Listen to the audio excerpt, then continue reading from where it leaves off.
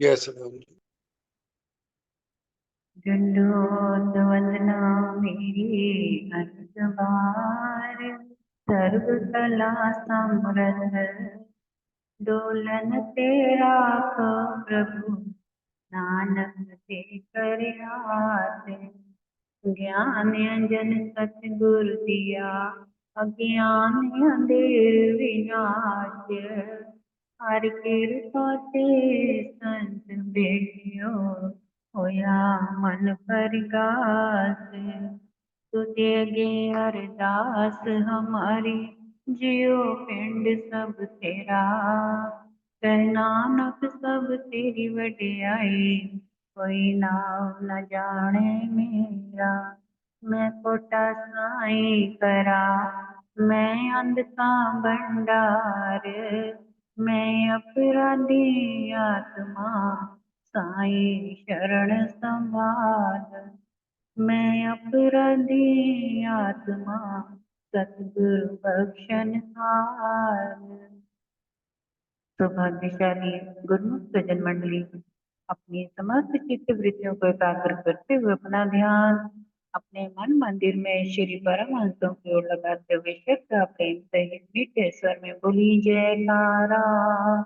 बोल मेरे श्री गुरु महाराज की जय। Yeah. अंदर बैठा जो तेरे, उसको तू पहचान। बाहर भरम भूले खाए, ये है सतगुरु का फरमान। गुरुमुखो,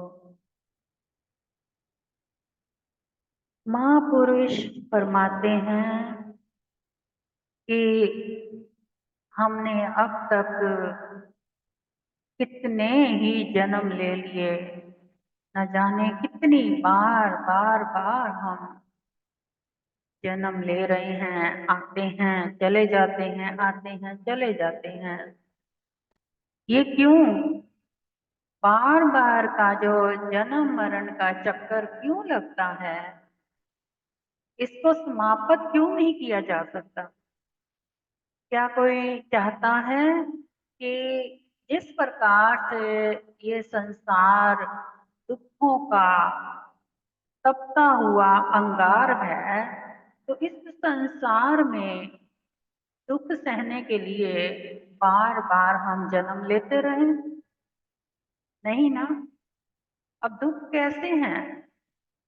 कोई सोचता है कि दुख गरीबी से है, कोई सोचता है दुख बीमारी से है, और कोई सोचता है कि दुख हमारे जीवन का जो आचरण है उसकी वजह से है।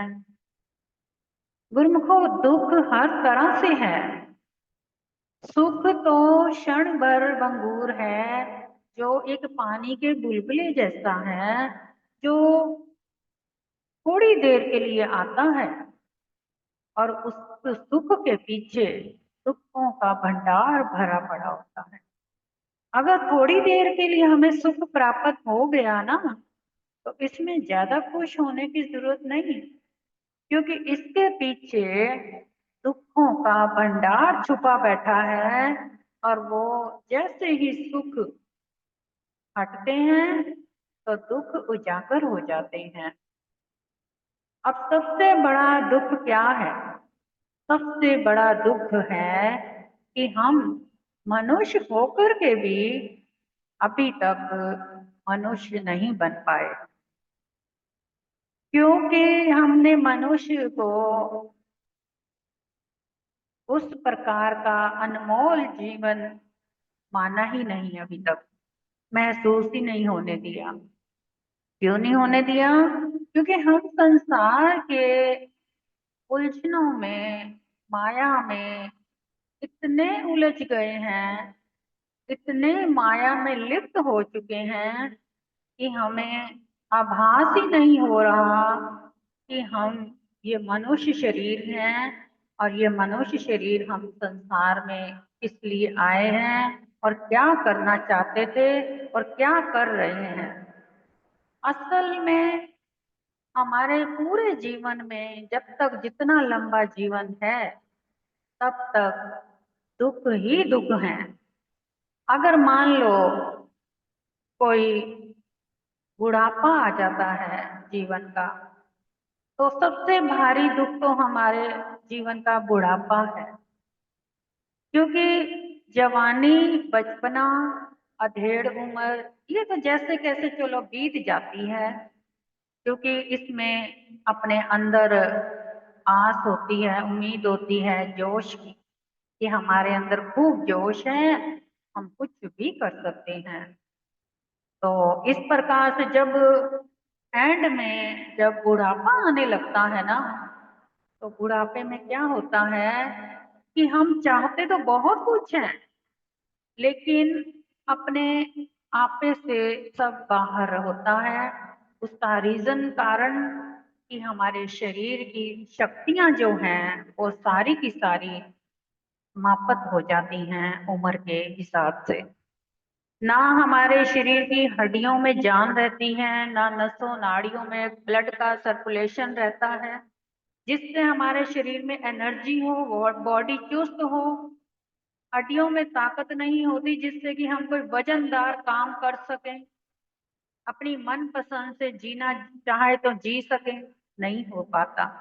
हम ऐसा है कि थोड़ी देर के लिए बिस्तर पर लेट के बैठ जाएं तो हमारे लिए उठना भी बहुत मुश्किल हो जाता है। इतना शरीर अंदर से जकड़ जाता है कि अपने आप ही फिर अंदर से रोना भी आता है और दुख लगता है, क्योंकि सेवा करवानी भी बहुत मुश्किल है किसी से। इस प्रकार से महापुरुष फरमाते हैं कि ये जीवन जो है ये बार बार बार बार कई रूप ले लेके बदलता रहता है, और इस प्रकार से न जाने हमने कितने जन्मों तक ये जीवन लिया। कई जन्मों तक हमने इस जीवन से काम लिया, लेकिन असल जो हमने जीवन का काम लेना था वो तो हमने नहीं लिया ना, जिस कारण हमें बार बार फिर ये जन्म मिल रहा है। अब देखा जाए, कोई कहता है हमारी किस्मत ऐसी है, किस्मत में ये नहीं है, किस्मत में वो नहीं है। तो किस्मत किसने बनाई है? आखिर किस्मत बनाई किसने है? किस्मत कोई भगवान परमात्मा ने नहीं बनाई, ना सतगुरु ने बनाई है। किस्मत तो हमने अपनी आप स्वयं लिखी है, खुद बनाई है। हमारे हाथ में है कलम हमारी किस्मत की। जीवन में इतना समझ लीजिए गुरुमुखों की, पेन में जिस रंग की स्याही होगी, पेन में जिस रंग की स्याही होगी, लिखा का जो लिख रहे हो वो भी उसी रंग में ही लिखावट आएगी। यानी कि इंसान के मन में जैसे विचार होंगे उसी प्रकार के उसके कर्म बनेंगे, और कर्मों के आधार पर उसकी किस्मत तैयार होती है।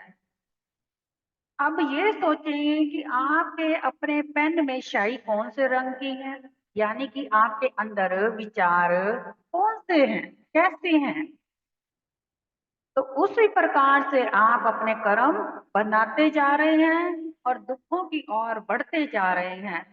जब हमारे श्री पंचम पातशाह जी फरमाया करते थे, उन्होंने कई बार सत्संगों में, वचनों में बड़ी बार गुरुमुखों को जताया, समझाया कि गुरुमुखों, अगर आपने जीवन को पूर्ण करना है और जीवन में सुख चाहना है, और ये बार बार मनुष्य चोला, मनुष्य शरीर के 84 के जन्म से मुक्ति पाना चाहते हो, तो एक बात ध्यान से सुन लो कि आप इस संसार में आए हो ना, तो इस संसार जो माया रूपी ये संसार है, इसको कुछ ना समझकर इसको तुच्छ जानो। असल में पहले मुख जो है, आप अपना उद्देश्य जो है वो भक्ति को मानो। अगर भक्ति प्रथम पे होगी तो आपका संसारी जीवन अपने आप सुखी हो जाएगा। पहले नंबर पे भक्ति को रखें, दूसरे नंबर पर आप संसारी सुखों को रखें।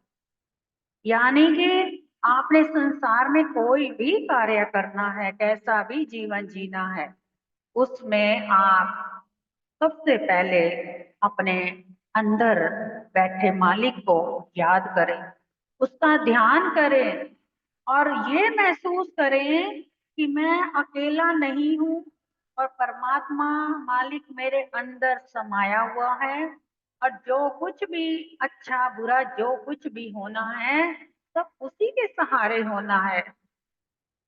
तो जब आप गुरु को उनको याद करके परमात्मा को कोई भी कार्य करेंगे ना, तो अवश्य आपसे कोई भी कार्य गलत हो ही नहीं सकते, क्योंकि आपने अपनी जो कलम थी जिससे आप अपनी किस्मत लिख रही हैं, वो कलम आपने अपने अंदर बैठे परमात्मा के हाथ में सौंप दी। यानी कि अपना मन जो है वो कहता है मुझे कुछ नहीं चाहिए, मुझे सिर्फ तेरा मन चाहिए, तू अपना मन मुझे दे दे।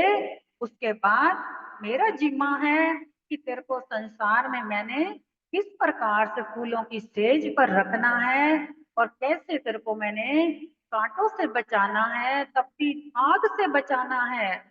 ये जो दुखों की तपती आग है, इससे परमात्मा हमें तभी बचा सकता है अगर हम अपने जीवन की बागडोर जो है अपने परमपिता परमात्मा के हाथ में दे करके चले। हर वक्त अपने अंदर ध्यान रखें कि हमारे अंदर इष्ट देव मालिक बैठा सब कुछ सुन भी रहा है, देख भी रहा है। चाहे हम जुबान से कुछ भी ना बोले, चाहे हम हाथों से कुछ भी ना करें, चाहे हम आंखों से कुछ भी ना देखें, चाहे हम कानों से कुछ भी ना सुने, लेकिन अंदर जो बैठे हमारे अंदर के मन के अंदर जो विचार चल रहे हैं ना, उसको वो सब कुछ सुनता है। वो सुन रहा है, देख रहा है और उसी भाव उसी प्रकार से हमारी कलम से किस्मत दिख रहा है। तो गुरुमुखो, परमात्मा हम किताबों में पढ़ते हैं, इधर उधर ढूंढते हैं, लेकिन परमात्मा कोई शब्द नहीं है जो हमें किताबों में मिल सके। किताबों में तो केवल हमें ज्ञान मिल सकता है, लेकिन परमात्मा जो है वो तो अपने अंतर ध्यान में मिलेगा और किताबों में ज्ञान के द्वारा ही परमात्मा हमें नजर आएगा। और दूसरी बात, परमात्मा मूर्ति भी नहीं है जो मंदिरों में मिले। मंदिरों में उसके होने का आभास जरूर मिलेगा, लेकिन परमात्मा वहां भी नहीं है।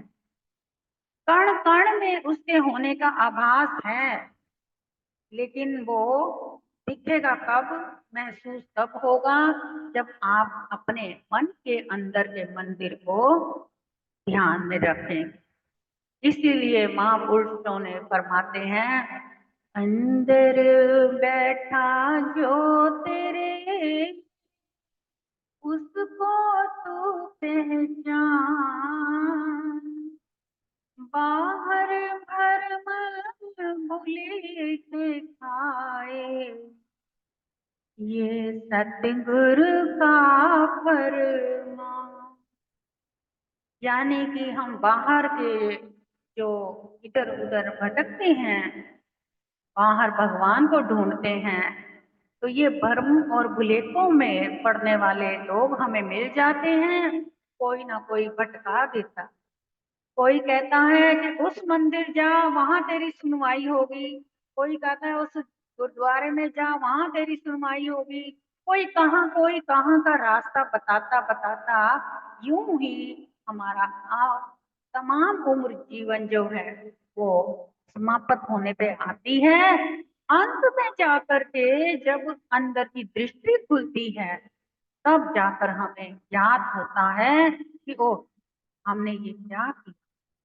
सारा जीवन हमने बाहर इधर उधर भटकने में लगा दिया, और जब अंत वेला आया तो अंदर से जब महसूस होने लगा, जब शरीर पर दुखों का पहाड़ टूटता है ना, शारीरिक दुख परेशानियां आती हैं, जब हम बिस्तर पकड़ लेते हैं, तब क्या होता है, बाहर के भाग दौड़, बाहर के कार्य, बाहर की बातें, सब कुछ हमारे हाथ से छूट जाता है।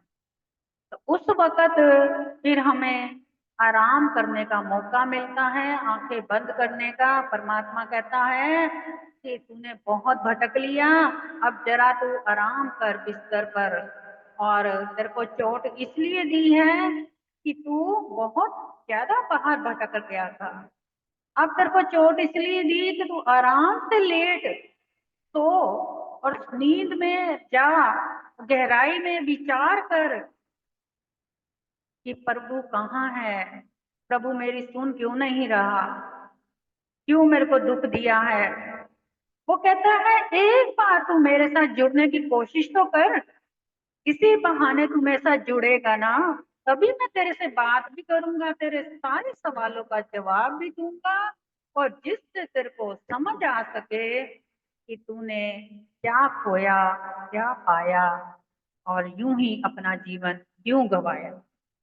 तो मालिक हर वक्त हमारी संभाल भी करता है, लेकिन हम इस बात को ना समझते हुए, जैसे गुरुमुखों हमारी जो आत्मा है ना, उदाहरण के तौर पे एक माँ होती है, जैसे माँ का पुत्र अगर विदेश चला गया तो माँ कितना उसके लिए रोती है, कितना कुछ सहती है, कितनी उसकी याद में तड़पती है, रो रो के बुरा हाल कर देती है। क्यों? क्योंकि उसको पुत्र का बिछोड़ा बर्दाश्त नहीं होता। हालांकि पिता तो फिर भी कर लेता है, लेकिन माँ जो होती है उससे नहीं सहन होता। इसी प्रकार से हमारा जो परमात्मा परम पिता है ना, हमारी आत्मा उसका अंश है, और वो भी तड़प रहा है हमसे मिलने के लिए। वो हमें बार बार चेतावनी देता है कि अमृत वेले में गुरुमुखों में मिलता हूँ, मेरी जो कनेक्शन लाइन है ना, वो अमृत वेले में मिल जाती है, जुड़ जाती है। उस वक्त अगर मुझे याद कर लोगे तो फिर धीरे धीरे तुम्हारे सामने मैं प्रकट होना आरंभ कर दूंगा। और जिससे कि जैसे गुरुमुखों, एक हम बिजली चली जाती है, अगर घर की लाइट चली जाती है तो हम क्या करते हैं, हम ये तो नहीं सोचते ना कि हम खंबे से अपनी तार हटा दें, ये तो नहीं सोचते, लेकिन इंतजार करते हैं। हम ये सोचते हैं कि थोड़ी देर के लिए लाइट गई है, ज्यादा ज्यादा घंटे आधे घंटे में लाइट आ ही जाएगी, ये सोचते हैं ना।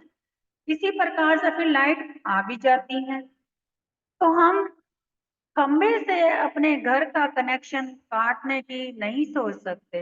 इसी प्रकार से जब हमारे अंदर सिमरन चलता है, हम ये सोचते हैं कि अभी तक तो कोई बात नहीं बनी सिमरन करने से, यानी अंदर दृष्टि तो नहीं खुल रही, अंदर ध्यान तो नहीं जा रहा।